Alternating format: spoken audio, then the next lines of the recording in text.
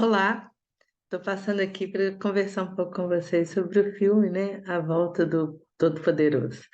Então, eu vou aqui fazer um bate-papo agradável e espero que vocês me respondam depois que vejam esse vídeo, que é para a gente bater um papo, né? Esse filme, A Volta do Todo-Poderoso, ele tem uma visão profunda, apesar dele ser muito hilário, né? É um filme que a gente ri muito, ele é muito descontraído, ele é cômico. E eu acho que por isso mesmo, né, a gente consegue relaxar o suficiente para entender, né, a profundidade dele. Então, a primeira coisa que eu queria comentar com vocês, eu não sei se vocês já tinham assistido esse filme, mas ele não é uma sequência, mas ele traz elementos do primeiro filme que chama O Todo-Poderoso. O Todo-Poderoso é um filme que o Jim Carrey é o ator principal, e nesse primeiro filme ele tem um imbróglio com Deus aí, porque ele resolve achar que Deus estava muito errado, fazer coisas muito erradas, e ele resolve então criticar Deus, e aí Deus é, resolve então conversar com ele e ele assume o lugar de Deus. E aí dá uma confusão danada, né? Mas nesse primeiro filme, o Jim Carrey, que é o ator da Volta do Poderoso, já aparece. Ele aparece como âncora de um jornal, de uma telejornal, de uma emissora que o Jim Carrey trabalha.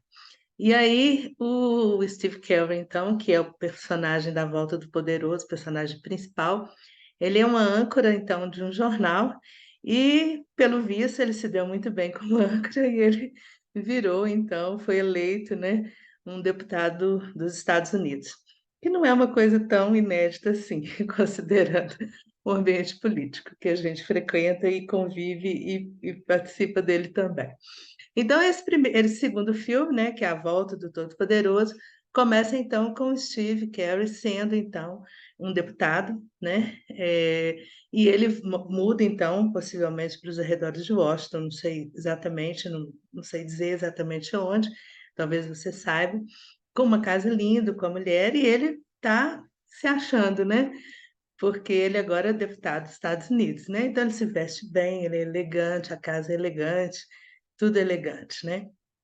Só que no pano de fundo há um desejo dessa família, né, da mulher dele, dos três filhos, é, de ficarem mais próximos, né? E a casa convida isso, ela tem arredores, lugar para caminhar, né? E aí o filme começa então com essa proposta, né, dele ser deputado, né, com toda a agenda, né, que o Congresso vai lhe exigir, e essa demanda familiar. E então, a gente começa então agora a acompanhar esse personagem, né, nessas desventuras aí, né? E claro que isso é mostrado de um jeito muito cômico, né? Mas logo no início do filme, então, ele começa a receber sinais, né? Gênesis 6:14, né? E esses sinais vão ficando persistentes, e isso me remete muito àquelas intuições que a gente tem que insistem, né? E que aí, em algum momento a gente resolve tomar conta, né? E falar assim, deixa eu olhar para isso, né? Que intuição é essa? Porque onde que ele vai, ele recebe essa mensagem do Gênesis 6:14 e ele vai ver o que é e diz respeito da arca, né?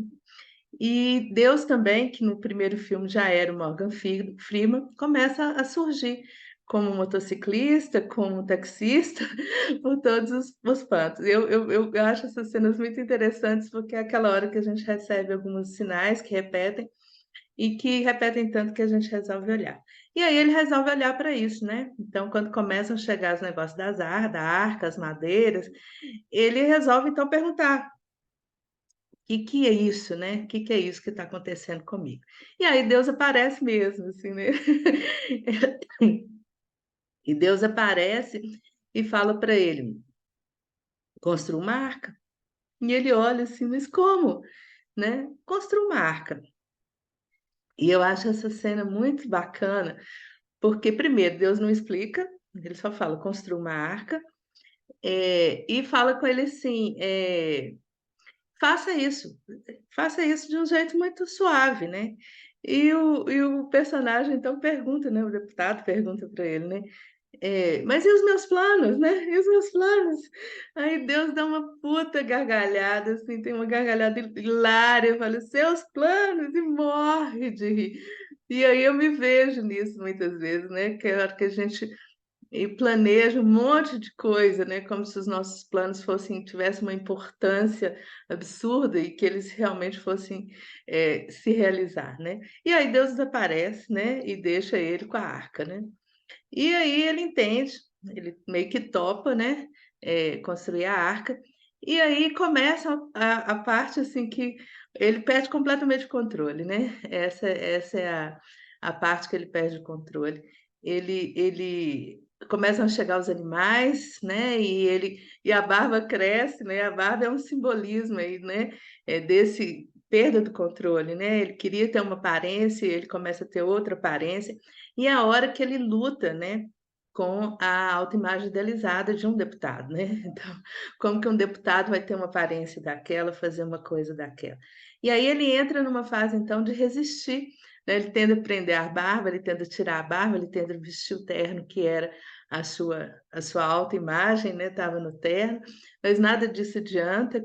Cada vez que ele mais tenta se vestir, né, com a autoimagem idealizada dele, pedia, mais ele vai se transformando no Noé, né? Até que ele vê que não tem muita solução e ele assume aí a identidade desse construtor de arca e vai para a empreitada, né? E aí acontece um tanto de coisa, e em especial uma outra cena importante que é quando a família dele vai embora, porque a mulher, todo mundo considera que ele ficou maluco, que ele está doido, louco, varrido, e a mulher fala: Olha, eu não vou acompanhar essa loucura, eu sinto muito, eu vou embora. E aí tem uma outra cena, né, que Deus aí aparece para ela. É uma cena que viralizou, ela aparece na internet, vira e mexe, alguém cita essa cena, né? Que ela está num restaurante, num bar, e Deus chega como um garçom, alguma coisa que trabalha nesse bar, e ela fala dos problemas, né? E ele fala, mas é a forma de Deus agir, né? Se você pede paciência, você acha que Deus vai te dar paciência? Ou ele vai te dar situações que vão exigir paciência? Se você pede força, você acha que Deus vai te dar força ou vai te dar situações que você vai exercitar sua força? Se Deus te pede, se você pede a Deus para a união da família, Deus vai unir a família ou vai te dar situações que fazem a família ficar unida? Então, é uma fala muito linda que repercutiu muito desse filme. E aí a família volta e se une, então, para essa empreitada maluca aí da construção da arca, né? E logo depois tem uma cena que me toca muito também, que é o filho mais novo, né, do Noé, maluco, né? Que diz para ele assim: pai, é, eu gosto mais de você assim, maluco, porque pelo menos você fica mais com a gente, né? E essa é uma simbologia, né, de quando a gente está no eu real, né? As pessoas, em especial as crianças, elas reconhecem a gente, né? E ele vai caminhando aí para esse eu real, que tem essa coisa de construir a arca. Aí depois o filme entra num roteiro hollywoodiano aí, né? Com tudo que Hollywood tem de bom, com a catástrofe, etc e tal.